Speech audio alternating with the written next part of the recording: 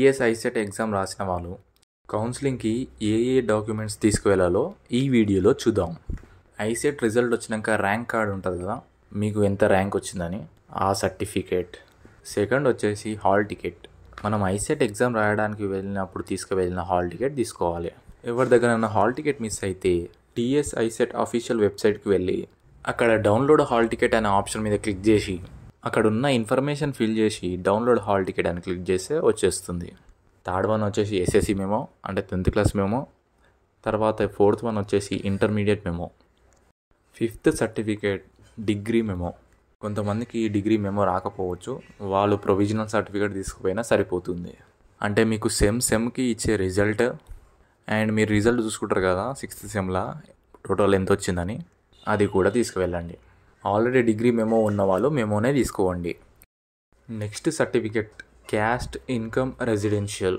ఇవన్నీ మనం మీ సేవలో అప్లై చేస్తాం. ఇందులో ఇన్కమ్ సర్టిఫికేట్ మాత్రం లేటెస్ట్ ఉండాలి. సో ఈ ఇయర్ కొత్తగా అప్లై చేసుకుంటే బెటర్. మనం తీసుకోవాల్సిన 9th డాక్యుమెంట్ బోనఫైడ్. స్కూల్ నుంచి డిగ్రీ రిలేటెడ్ బోనఫైడ్స్ అనేది తీసుకువెళ్ళాలి. అట్లీస్ట్ 9th క్లాస్ నుంచి డిగ్రీ వరకు ఖచ్చితంగా ఉండాలి. కుదిరితే 1st క్లాస్ నుంచి తీసుకోవడానికి ట్రై చేయండి. నెక్స్ట్ ఆధార్ కార్డు కూడా తీసుకువెళ్ళండి. ఇంకా పాస్పోర్ట్ సైజ్ ఫొటోస్ కూడా తీసుకువెళ్ళాలి. ఈ ఫొటోస్ రీసెంట్గా ఉండాలి, ఎప్పుడో తీసుకోకండి.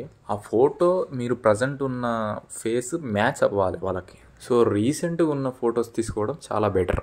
మినిమం 5 ఫొటోస్ తీసుకోండి, ఎక్కువ తీసుకుపోయినా పర్లే, సేఫ్ సైడ్. నెక్స్ట్ సర్టిఫికేట్ కొంతమందికే అప్లికేబుల్.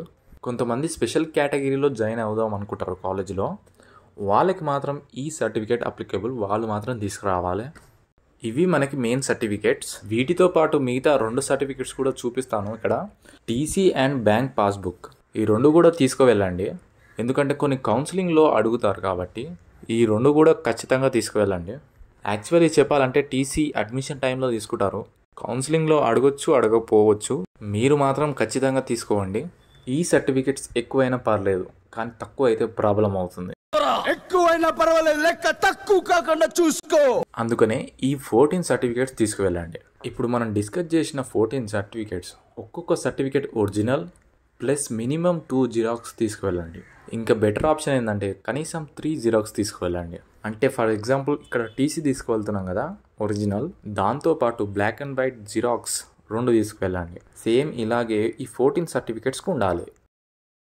మీరు ఖచ్చితంగా ఫేజ్ 1 కౌన్సిలింగ్కి వెళ్ళాలి. మ్యాక్సిమం ఫేజ్ 1లోనే మీకు సీట్ వచ్చేలాగా చూసుకోండి.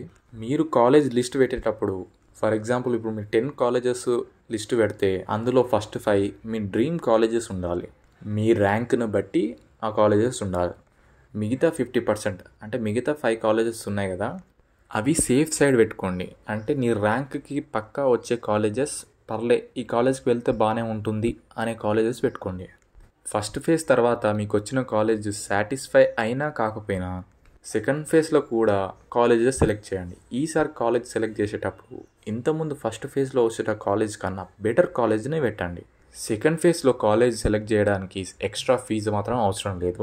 ఒకవేళ సెకండ్ ఫేజ్లో మీకు కాలేజ్ రాకపోతే ఫస్ట్ ఫేజ్లో ఉన్న కాలేజ్ సేఫ్ సైడ్గా ఉంటుంది. అంటే ఫస్ట్ ఫేజ్లో వచ్చిన కాలేజ్ ఎక్కడికి పోదు, మీకు అలాట్ అయ్యే ఉంటుంది. తెలంగాణలో ఉన్న అన్ని MCA, MBA colleges based on rank, ఆ వీడియోని ఎండ్లో ఇస్తాను, ఒకసారి చూడండి.